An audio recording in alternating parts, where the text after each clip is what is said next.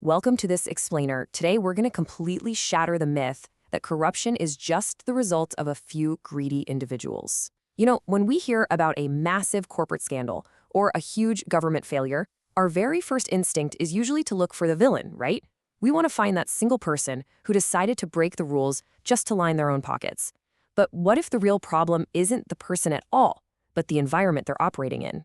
Today, we're going to take a really close look at the actual architecture of deceit. So let's kick things off by challenging a super common assumption. Do only bad people commit corruption? Is it really just about a few bad apples? Or is there something much, much deeper at play here? The scary truth is, some of the most profound ethical failures in modern organizations are carried out by completely ordinary people. We're talking about people who go to work, love their families, and consider themselves to be highly moral individuals. To understand how on earth that happens, we absolutely have to understand the systems that surround them. Okay, here's our roadmap for today. We're going to cover what institutional corruption actually is, compare the individual against the system, dive into the psychology of corruption, and finally wrap up with some structural reforms. Let's jump right into Section 1. What is institutional corruption? Let's look at the systemic decay. Think of institutional corruption as a state of complete systemic breakdown. It's what happens when illegal or highly unethical acts stop being this rare exception and actually become the standard operating procedure. The organizational structure itself, like the reward systems and all those unwritten rules, literally facilitates and hides these acts. It creates this bizarre reality where employees are essentially forced to either participate in the corruption or just quietly tolerate it if they want to get their jobs done. The system is rigged in such a way that doing the right thing actually makes you worse at your job. Crazy, right?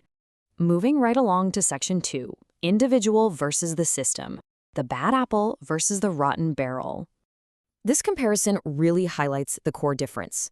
Let's look at the nature of the act first.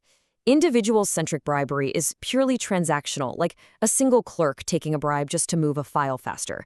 It's all about personal gain. But institutionalized corruption? That's systemic. It is baked right into the operational strategy and survival of the organization. And when it comes to the system's role, they are complete opposites. When an individual is corrupt, the system is actually trying to stop them.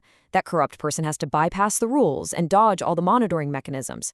But in institutional corruption, the system is the enabler. The informal networks and unwritten norms actively protect the corrupt behavior. If you don't play along, you're the one who gets marginalized or completely pushed out.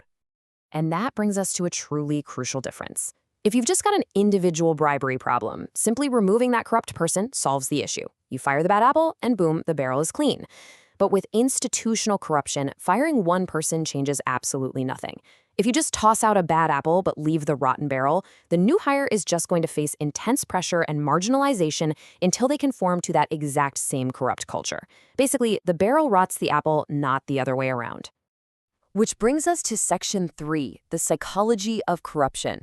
Let's take a look inside the human mind. The legendary psychologist Albert Bandura actually coined a perfect term for this: moral disengagement. You see, people working inside these corrupt institutions generally don't see themselves as corrupt. They definitely don't look in the mirror and see a comic book villain. Instead, their brains deploy these incredibly powerful cognitive defense mechanisms to justify what they're doing. They logically detach their actions from their moral compass, essentially doing intense mental gymnastics just to keep their self-image perfectly intact. So how exactly do they do this? Well, there are two really common forms of moral disengagement. First up is euphemistic labeling. This is when you give a corrupt act a nice, safe-sounding name. Suddenly, it's not extortion, it's just a processing fee. It's not a bribe, it's speed money. Just by tweaking the language, you completely change how moral the act feels. Secondly, we have displacement of responsibility. This is the classic passing of the buck. The individual blames the system, or their boss, or just workplace tradition.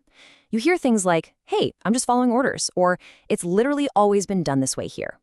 By doing this, the person completely absolves themselves of any guilt, convincing themselves they're just a tiny cog in a giant machine they can't possibly control. On top of all that, you have the immense, often crushing weight of social proof and conformity pressure. We are social creatures, right? We have this massive psychological drive to belong to our group and just follow its norms. When a brand new employee enters a corrupt workplace, the visible social proof all around them signals that corruption is simply the most practical, accepted way to survive. The sheer fear of social exclusion, professional retaliation, or the absolute dread of being labeled a whistleblower quickly silences their internal moral compass. Ultimately, they just want to fit in. But here's the thing. It doesn't just happen overnight. It sneaks up on you through what we call incremental habituation. Corruption almost never starts with some massive multi-million-dollar financial scam. It's a very slow downward spiral. It starts with step one. A tiny, seemingly harmless rule gets broken. Maybe a colleague just asks you to ignore a minor error on a document. Then, step two. Nothing bad happens. There are literally zero negative consequences. Step three, because you got away with it, your moral sensitivity slowly decreases. Your ethical boundaries shift just a tiny fraction of an inch. And over time, those small shifts compound. Until step four, severe, widespread corruption just becomes the new normal. It's the classic boiling frog scenario. Ultimately, all of this incremental habituation leads to what psychologists call ethical fading. The ethical dimensions of a decision literally fade right out of a person's consciousness. Decisions completely lose their moral weight and start being viewed purely as administrative or business choices. The entire workplace develops this massive collective ethical blind spot. They become structurally blind to the actual harm their actions are causing out in the real world. So, how do we fix it? That brings us to Section 4. Solution and structural reforms. Fixing the barrel.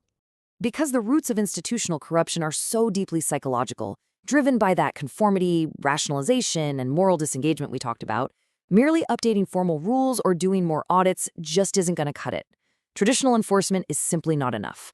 You can put up all the security cameras you want, but if the culture's rotten, people are always going to find the blind spots. We literally have to rebuild the organizational culture from the ground up. We need to institutionalize radical transparency and create rock-solid legal protections for the people brave enough to speak up. But most importantly, leadership has to actively dismantle those psychological shields. You have to break the normalization of bad behavior and take away that intense pressure to conform to corrupt practices. You have to design a system where doing the right thing is actually the easiest and most rewarding path.